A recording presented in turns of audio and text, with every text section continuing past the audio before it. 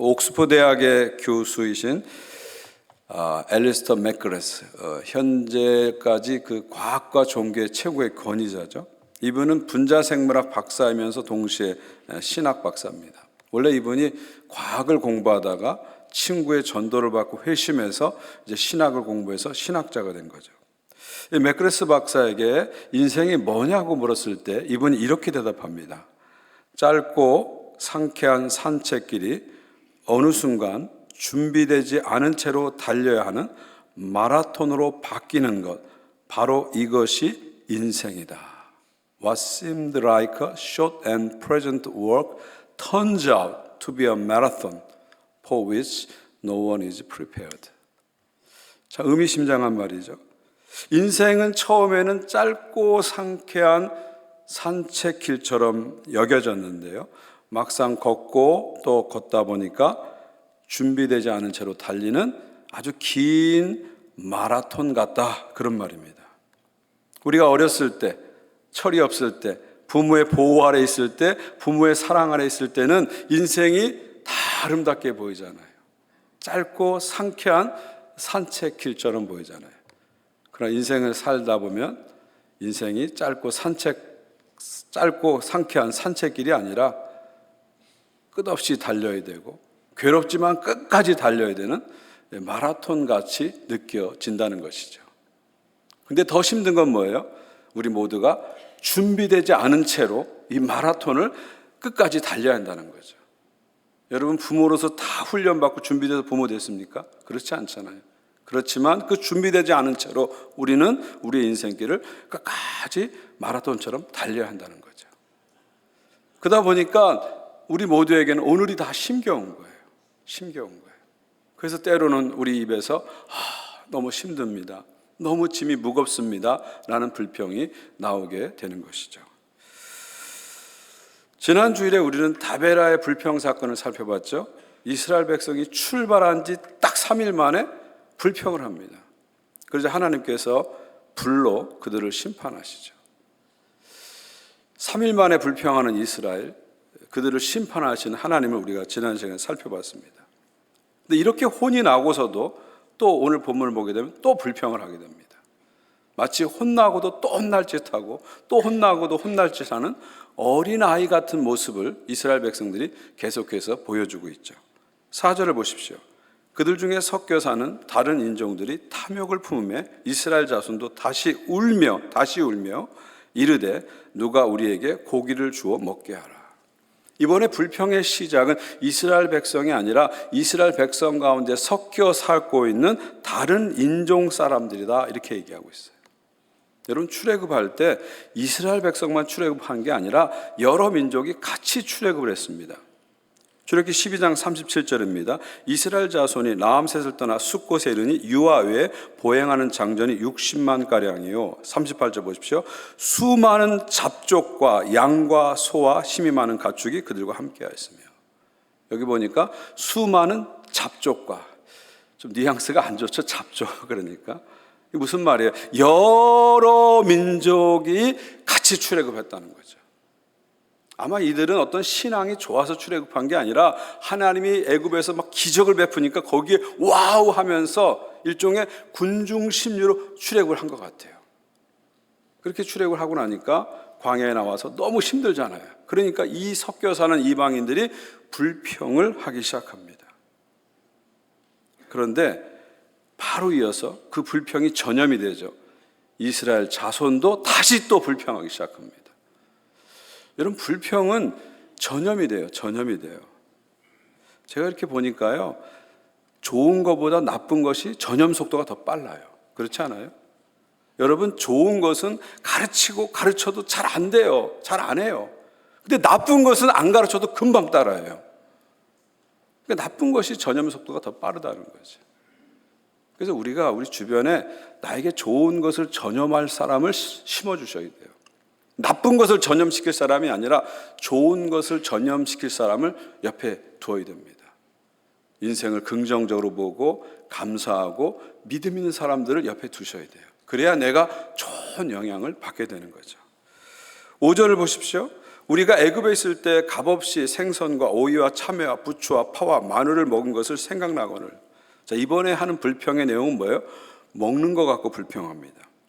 왜 광야에서 우리는 만나만 먹고 고기를 못 먹습니까? 이런 불평이죠. 우리가 이집트에 있을 때는 생선도 오이도 참외도 부추도 파도 마늘도 잘 먹었는데 왜 여기서는 만나만 먹어야 됩니까? 이 불평입니다. 저는 5절을 읽으면서 이스라엘 백성들의 이 불평을 도저히 이해가 안 됐습니다. 애굽에서 노예 생활하면서 생선을 마음껏 먹었을까? 오이를 마음껏 먹었을까? 참외를 마음껏 먹었을까? 믿어지지가 않더라고요. 여러분 생선 마음껏 드세요? 참외 마음껏 드세요? 요즘 한국식품 가서 이렇게 들었다 놨다 하지 않으세요? 너무 비싸가지고 물가가 세가지고. 아니 우리도 지금 생선 참외를 마음껏 못 먹는데 이집트에서 노예 생활하는 사람들이 생선과 오이를 잘 먹었다고 하는 게 말이 됩니까? 말이 됩니까? 지금 이스라엘 백성들은 자신들의 삶을 이렇게 왜곡해서 기억하고 있는 거예요. 미화하고 있는 거죠. 실제로 노예 백성의 삶은 어땠습니까? 출애굽기 1장 14절입니다. 어려운 노동으로 그들의 생활을 괴롭게 하니 곧 흙이기와 벽돌 굽기와 농사의 여러 가지 일이라 그 시키는 일이 모두 엄하였더라. 중노동을 하면서 아주 엄한 노동을 하면서 괴로운 삶을 살았어요. 뭘 오이를 마음껏 먹고 생선을 마음껏 먹고 뭘 참외를 마음껏 먹었어요. 왜곡해서 지금 과거를 미화하고 기억하고 있는 거죠. 출애굽기 3장 9절입니다. 이제 가라 이스라엘 자손의 부르짖음이 내게 달하고 애굽 사람이 그들을 괴롭히는 학대도 내가 보았으니. 하나님 다 봤잖아요. 그들이 얼마나 괴로운 생활하고 다 보셨잖아요. 그래서 그들이 부르짖고 또 부르짖고 그걸 다 보셨잖아요. 그런데 이스라엘 백성들이 지금 과거를 왜곡해서 기억하고 있는 거예요. 과거를 미화해서 기억하고 있는 거예요.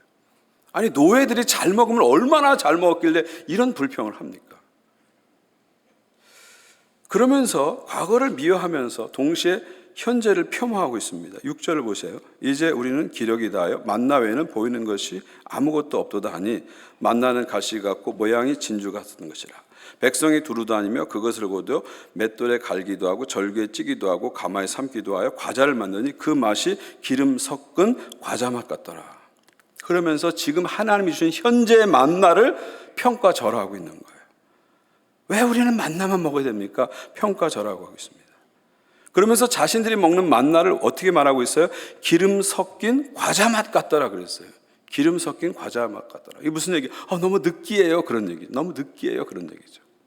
그런데 똑같은 만나를 1년 전에는 뭐라고 했는지 아세요? 출애굽기 말씀 보십시오. 출애굽기 16장 31절입니다. 이스라엘 족속이 그 이름을 만나라 했으니 가시 같고 희고 맛있는 꿀 섞은 과자 같더라 했어요. 1년 전에는 꿀 섞은 과자 같다 그랬는데 1년 후에는 기름 섞은 과자다. 느끼해요. 이렇게 하고 있어요. 그리고 광야 생활이 거의 끝나갈 무렵에는 만나에서 이렇게 말합니다. 민수기 21장 5절입니다. 백성이 하나님과 모세를 향해 원망하여 이르되 어찌하여 우리를 애굽에서 인도하여 이 광야에서 죽게 하는가. 이곳에는 먹을 것도 없고 물도 없도다. 우리 마음이 이 하찮은 음식을 싫어하노라. 이제는 만나를 뭐라고 그러고 있어요? 이 하찮은 음식이라고 그랬어요. 자 보십시오. 처음에는 꿀 섞은 과자. 근데 좀 있다가 기름 섞은 과자. 느끼해. 마지막에는 하찮은 음식. 이렇게 얘기하고 있는 거예요. 본질은 똑같은데 만나의 본질은 똑같은데 만나를 보는 이스라엘 백성들의 태도가 시간이 지나면서 바뀌고 있는 거죠. 남성분들 그러지 않아요? 처음 아내를 만났을 때 와우 하다가 에이 좀 이따 에이 이렇게 하지 않으세요? 저 그렇다는 게 아니고요. 일반적으로 그렇다는 거예요. 아내들도 마찬가지 아닙니까? 이 남자 하나님이 주셨어 할렐루야 그러다가 나중에 놀렐루야 이런 남자였구나. 이러고 있지 않으세요? 그 남자의 본질은 그대로인데 여자의 본질은 그대로인데 보는 내 눈이 계속 바뀌는 거예요. 바뀌는 거죠. 지금 이스라엘 백성이 그렇게 되고 있는 거예요. 그러면서 과거는 자꾸 미화하고 현재는 자꾸 폄하하는 것을 볼 수가 있습니다. 하나님 입장에서는 참 속이 얼마나 상하겠어요. 마치 이런 겁니다. 물에 빠진 사람 건져줬더니 뭐 내놓으라고요? 보따리 내놓으라 그런 말이에요. 자신들이 하나님 못 살겠어요, 죽겠어요, 살려주세요 부르짖으니까 하나님이 모세를 보내서 그들을 건져주었더니 이제 와가지고 고기 먹게 해주세요, 애굽이 좋았어요 이러고 있으니까 하나님이 얼마나 화가 나시겠어요. 여러분 성경을 읽으실 때 좀 하나님 입장도 생각하면서 읽으셔야 돼요. 하나님 입장에서 화 안 나시겠어요?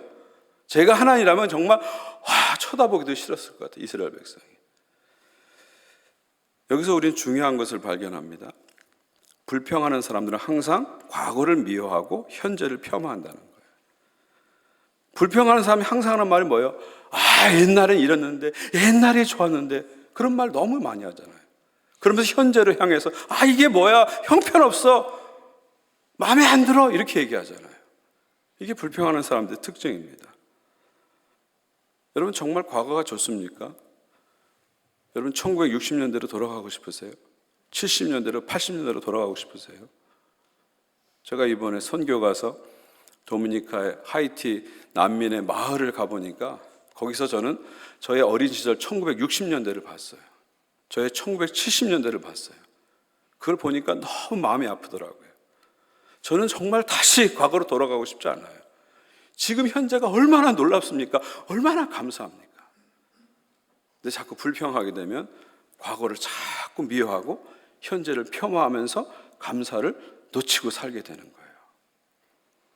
어떤 분들은 지난번 교회에서 어려움을 겪고 우리 교회 왔어요. 처음엔 좋다 그래요. 좀 있다가 뭐라는지 아세요? 옛날 교회는 이게 좋았는데, 옛날 교회면 이랬는데, 이런 얘기를 하세요. 우리의 마음이 그렇다는 거예요. 우리의 마음이 그렇다는 거예요. 우리가 예배 드릴 때 과거 예배에 대한 어떤 여러분의 그 생각을 좀 내려놓으셔야 됩니다. 여러분이 예배에 대해서 가졌던 어떤 여러분의 관점을 좀 내려놓으셔야 돼요. 근데 많은 성도들이 예배를 드리면서 내가 옛날 교회에서 이렇게 예배 드렸는데 예배는 이런 것이 하고 여러분의 확고한 생각과 관점을 그대로 가지고 예배를 드려요. 그러다 보니까 현재 예배에 집중하지 못하고 현재 예배에 몰입하지 못하는 겁니다. 어떤 분들은 예배 드릴 때 찬양하면서 너무 감격을 해요. 설교 들으면서 너무 감동을 받아요. 그래서 나올 때마다 매주 눈시울이 붉어져서 나오는 분들이 있어요. 제 손을 잡고 목사님 은혜 받으시며 손을 막 흔드는 분들이 있어요. 근데 어떤 분들은 예배를 놓고서 예배가 너무 길어요, 예배가 너무 복잡해요, 예배가 너무 시끄러워요, 이런 순서는 뺐으면 좋겠어요, 이런 순서는 넣었으면 좋겠어요, 그렇게 얘기하세요. 똑같은 예배인데. 여러분 우리가 예배 드릴 때 과거의 예배의 기억을 지우셔야 됩니다. 예배에 대한 여러분의 관점을 내려놓으시고 온전한 예배자로 드리셔야 됩니다. 이 예배의 유일한 청중은 오직 하나님 한 분이십니다. 우리의 찬송과 감사와 박수 소리는 오직 하나님 한 분에게만 향하는 것이에요. 그러니까 하나님만이 이 예배의 유일한 평가자십니다. 우리는 청중이 아니라 예배자로 예배 드리는 거예요. 예배를 보는 것이 아니라 예배를 드리는 것입니다. 이런 마음을 가지고 우리가 예배 드릴 때 우리의 예배 경험이 달라지기 시작하는 것이죠. 과거를 미워하지 마세요. 현재를 폄하하지 마세요. 오늘은 오늘의 하나님이 계시고요, 오늘은 오늘의 은혜가 있고요, 오늘은 오늘의 동행하심이 있습니다. 그걸 누리고 보고 느끼면서 살아갈 때 우리 안에 감사가 일어날 줄 믿습니다. 자, 계속해서 하나님께서 이제 고기가 먹고 싶다고 불평하는 백성들에게 응답하시는데 이번에 하나님께서 고기를 먹게 해주십니다. 그런데 그냥 먹게 해주시는 게 아니라 질리도록 먹게 해주세요. 질리도록. 이게 이제 하나님의 소심한 복수신데요. 소심한 복수에 화를 나게 하셨으니까 18절 보십시오. 또 백성에게 이르기를 너희 몸을 거룩해 하고 내일 고기 먹기를 기다리라. 너희가 울며 이르기를 누가 우리에게 고기를 주어 먹게 하라. 애굽에 있을 때 우리에게 좋았다 하는 말이 여호와께 들렸으므로 여호와께서 너희에게 고기를 주어 먹게 하실 것이라. 우리는 여기서 중요한 진리를 발견하게 되죠. 여호와께서 들으셨으므로. 이게 무슨 얘기예요? 우리가 하는 모든 말을 하나님 들으신다는 거예요. 제가 지난 시간에 말씀드렸잖아요. 우리가 하는 모든 말이 다 기도라고. 눈 감고 하는 것만 기도가 아니라 눈 뜨고 하는 여러분의 모든 말이 기도고 그 모든 것을 하나님이 들으신다고 그랬잖아요. 그리고 들으실 뿐만 아니라 들으신 대로 갚아주신다 그랬잖아요. 지금 이스라엘 백성이 고기가 먹고 싶어요. 애굽에서는 고기를 마음껏 먹었어요. 이랬더니 하나님께서 그래? 내가 너희들에게 고기를 질리도록 먹게 해줄게. 이렇게 응답하시는 거예요. 들으신 대로 그대로 응답해 주십니다. 19절 보십시오. 하루나 이틀이나 닷새나 열흘이나 20날만 먹을 뿐만 아니라 냄새도 싫어하기까지 한 달 동안 먹게 하리니 이는 너희가 너희 중에 계시는 여호와를 멸시하고 그 앞에서 울며 이르기를 우리가 어찌하여 애굽에서 나왔던가 함이라 하라. 고기를 먹게 했는데 하루 이틀만 먹게 하는 게 아니라 10일, 20일, 심지어 한 달까지 먹게 해서 냄새조차 싫어하게 만든다는 거예요. 뭐 이런 거죠. 여러분 아침에 삼겹살 드셨어요? 점심에도 삼겹살 드셨어요? 저녁에도 삼겹살 드셨어요?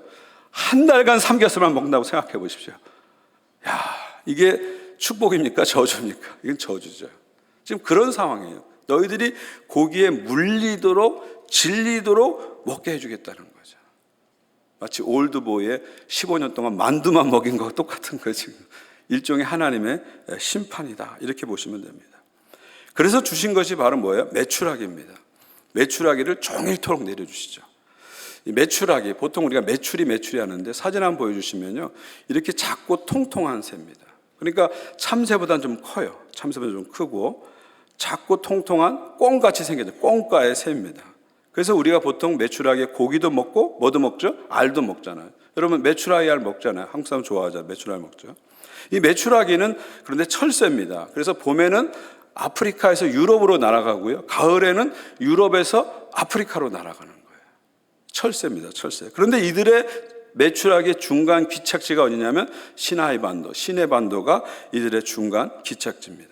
그래서 이들이 아주 낮게 나르기 때문에 사람들이 그 메추라기를 잡아서 단백질을 보충하는 그런 그 시대에 풍습이 있었던 것이죠. 벽화를 하나 보내드리면 이게 1350년으로 추정되는 이집트 무덤 벽화인데 자세히 보시면 이집트 사람들이 낮게 나는 메추라기를 막 잡는 것을 볼 수가 있죠. 이게 1350년 BC입니다. 기원전 1350년. 우리 출애굽을 볼 때 두 가지 관점인데 이른 출애굽설은 BC 1400년으로 보고 늦은 출애굽설은 BC 1200년으로 봅니다. 그러니까 이 벽화는 바로 출애굽 시점과 거의 일치하는 거죠. 이게 무슨 얘기예요? 그 당시에 사람들이 낮게 나는 메추라기를 잡아가지고 단백질을 보충했다는 것을 이 벽화가 보여주는 거죠. 어떤 분들은 그래요. 성경에 어떻게 사막에 메추라기를 그렇게 많이 모아가지고 하나님 먹게 하셔? 이건 신화야, 동화야, 그렇게 얘기하는데 그렇지 않습니다. 이 벽화를 보시면 아시겠지만 성경의 모든 이야기는 역사적인 근거가 있는 것이에요. 그 당시에 사람들이 일반적으로 행했다는 거예요. 다만 여기서 하나님이 하신 일은 뭐예요? 강한 바람을 부르셔서 메추라기를 대량으로 이스라엘 백성이 사는 곳으로 집중적으로 몰아주신 거죠. 그래서 그걸 먹게 하신 겁니다. 그들이 고기를 막 먹기 시작할 때 하나님의 심판이 임합니다. 33절 보십시오. 고기가 아직 이사에 있어 씹히기 전에 여호와께서 백성에게 진노하사 심히 큰 재앙으로 치셨으므로 그곳 이름을 기브롯 핫다이라 불렀으니 욕심을 낸 백성이 거기 장사했습니다. 감사를 모르고 고기 타령하는 원망하는 백성들에게 하나님께서 큰 재앙으로 이제 심판하시는 것을 볼 수 있어요. 여러분 똑같은 원망을 해도 출애굽기를 보게 되면 원망할 때 하나님 심판 안 하시거든요. 근데 민수기에 와서는 심판하세요. 출애굽기 보시면 15장에 백성들이 먹을 물이 없다고 원망하자 하나님 어떻게 하시죠? 마라의 쓴물을 단물로 바꾸셔서 먹게 하시죠. 또 16장에 와가지고 먹을 것이 없다고 불평하자 만나를 주어서 먹게 하십니다. 17장에 와서 목말라 죽겠다고 하자 모세를 통해서 반석을 쳐서 물을 내서 마시게 하시죠. 출애굽기를 보게 되면 원망할 때 하나님 심판 안 하세요. 그런데 민수기에 오면 상황이 완전히 달라집니다. 민수기는 원망하면 가차없이 하나님 심판하십니다. 지난 시간에 봤잖아요. 원망하니까 불을 내리셔가지고 진영 끝을 사르셨잖아요. 또 오늘 본문에서도 먹을 것 같고 원망하니까 하나님이 큰 재앙으로 심판하십니다. 그리고 14장에서는 가나안 땅에 대해서 원망하니까 하나님께서 전염병으로 심판하시고요. 그 다음에 16장에서는 고라의 자손들이 원망하니까 땅이 확 갈라지게 해가 땅이 꺼지게 하셔서 싱크홀을 만드셔서 그들을 다 생매장 시켜버리시죠. 왜 그럴까요? 출애굽기에서는 원망해도 심판하지 않으셨어요. 근데 민수기에 와서는 원망하면 심판합니다. 왜 그러셨을까요? 이 중간에 무슨 일이 있었죠? 시내산 언약이 있었죠. 시내산에서 하나님 백성과 하나님이 언약을 맺고 이제 언약 백성의 정체성을 갖게 됐습니다. 그리고 1년 후에 인구 조사를 통해서 하나님의 군대로 계수되게 되는 거죠. 이제 이스라엘 백성들은 하나님의 언약 백성이고 하나님의 계수된 군대예요. 그러니까 하나님께서 민수기에서는 더 이상 안 봐주는 거예요. 몰랐을 때는, 어렸을 때는 봐줬는데 더 이상 봐주지 않으시는 겁니다. 가차없이 심판하시는 거죠. 우리 부모들도 그렇잖아요. 아기가 어렸을 때는 좀 봐주잖아요. 모르니까, 철이 없으니까 봐주잖아요. 근데 다 커서도 철없는 짓을 하면 부모가 혼을 내잖아요. 하나님도 똑같은 거예요. 우리가 처음 믿었을 때는 하나님 봐주세요. 모르니까 봐줘요. 은혜를 모르니까 봐주죠. 근데 10년을 예수 믿고 20년을 교회 다녔는데 계속해서 징징거리는 아기처럼 원망하고 불평하면 하나님이 가만두지 않는다는 거예요. 따끔하게 혼을 내셔서 가르치신다. 그런 말이죠. 가르치신다. 그런 말입니다. 이제 우리는 좀 달라질 때가 된 거 아닙니까? 언제까지 우리가 징징거리는 아기로 살겠습니까? 우리는 하나님의 언약 백성 아닙니까? 하나님의 군대 아닙니까?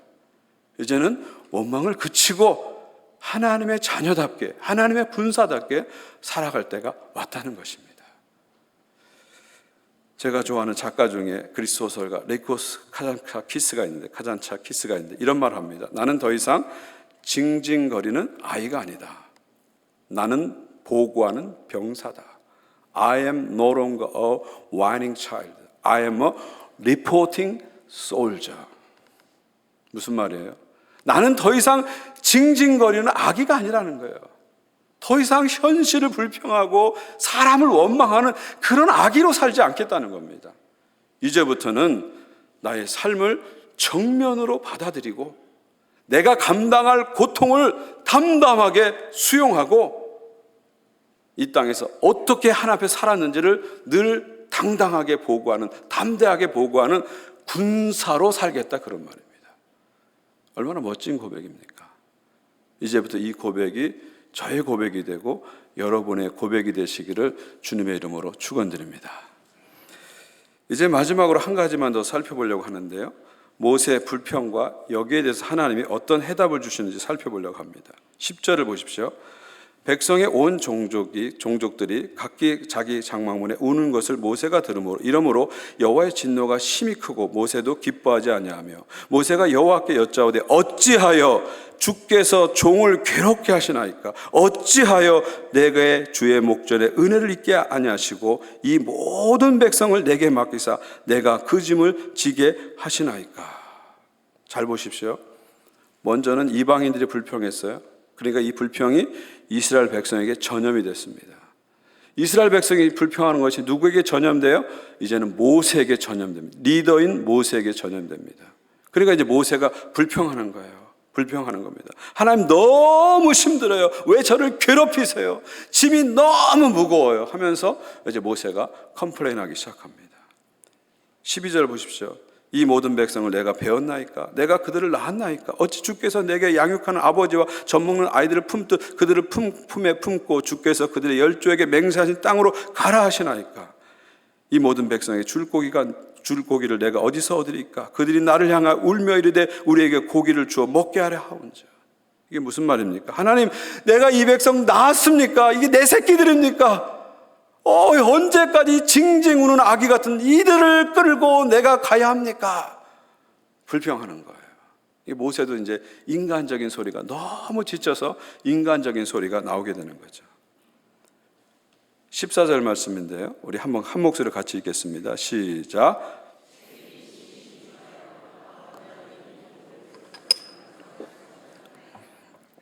이게 모세의 최종적인 고백이죠. 책임이 중하여 짐이 너무 무겁습니다. 짐이 너무 무겁습니다. 저 혼자는 도저히 감당이 안 됩니다. 이게 모세의 고백입니다. 한 걸음 더 나가서 모세가 이제 죽고 싶다고 고백하죠. 15절 보십시오. 주께서 내게 이같이 행하실진대 구하옵나니 내게 은혜를 베푸사 즉시 나를 죽여 내가 고난당함을 내가 보지 않게 하소서. 무슨 얘기예요? 하나님 죽고 싶어요. 너무 힘들어서 죽고 싶어요. 못 해먹겠어요. 더 이상 못 해먹겠어요. 지금 모세가 그렇게 이야기하고 있는 것을 볼 수 있죠. 이제 모세가 완전히 번아웃된 거예요. 탈진된 거죠.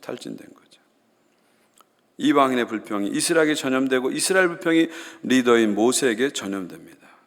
불평의 전염성이 참 무서운 것을 볼 수 있죠. 이스라엘 백성들의 계속되는 불평이 결국 모세를 번아웃, 탈진하게 만든 겁니다. 불평은 리더들을 힘 빠지게 만듭니다. 팔로워들의 불평을 하면 팔로워들이 불평하면 리더는 자꾸 그만두고 싶어져요. 사역에 보람을 느끼지 못합니다. 그래서 입에서 죽고 싶어요. 더 이상 못하겠어요. 이런 소리가 나오게 되는 것이죠. 저도 목회를 하다 보면 교인들로부터 이런저런 불평의 소리를 듣습니다. 또 이런저런 비판의 소리를 들을 때가 있습니다. 한두 번 들으면 괜찮은데 매주 듣다 보면은 가랑비에 옷이 젖듯이 몸과 마음이 무거워지고 힘이 빠질 때가 있어요. 어떨 때는 목회를 그만둘래 이런 생각이 가끔 들 때도 있습니다. 제 주변을 보면 교인들의 불평과 비난을 자꾸 듣다가 완전히 탈진해가지고 목회 염증을 느끼고 목회 자체를 그만둔 분들이 제법 많이 있습니다. 그래도 저는 하나님 은혜 주시고 여러분이 사랑해 주시고 격려해 주셔서 이렇게 건강하게 목회를 하고 있습니다. 사랑하는 성도 여러분, 리더를 격려해 주십시오. 그리고 리더를 위해서 기도해 주셔야 됩니다. 리더의 힘을 빼는 사람이 아니라 리더에게 힘을 주는 사람이 되어 주셔야 됩니다. 리더들은 관역과 같은 존재예요.